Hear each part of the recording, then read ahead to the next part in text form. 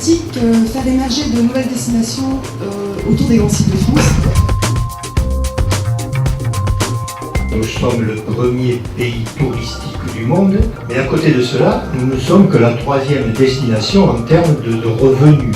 Oui, alors ce matin, nous avons eu une réunion très intéressante où on a senti une volonté d'aller de l'avant. Alors bien sûr, on s'est appuyé sur les grands sites de France, qui sont des lieux de grande valeur touristique.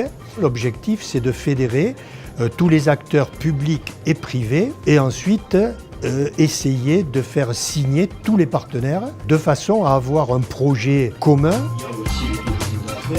Alors je pense qu'il y a une mise en réseau qui doit être faite avec les différents acteurs du patrimoine, qu'ils soient publics ou privés. Et le patrimoine peut vraiment être un vrai vecteur de développement touristique et donc économique.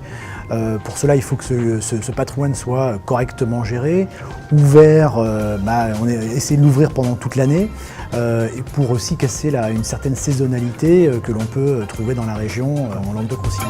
Nous sommes, je le rappelle souvent, le festival de 7 millions d'auditeurs.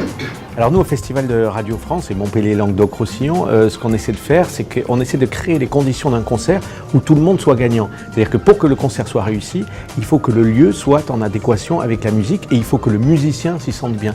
Donc c'est quelque chose, c'est un équilibre qui est très fragile à trouver, mais qu'on essaie de trouver à chaque fois, aussi bien dans des tout petits lieux comme une petite cave agricole que des lieux énormes comme le Pont du Gard.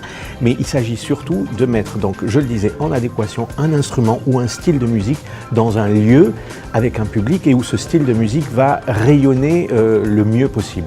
Je crois que le privé peut beaucoup apporter aussi dans la valorisation des territoires parce qu'il s'affranchit, on va dire, d'un certain nombre de contraintes un peu administratives.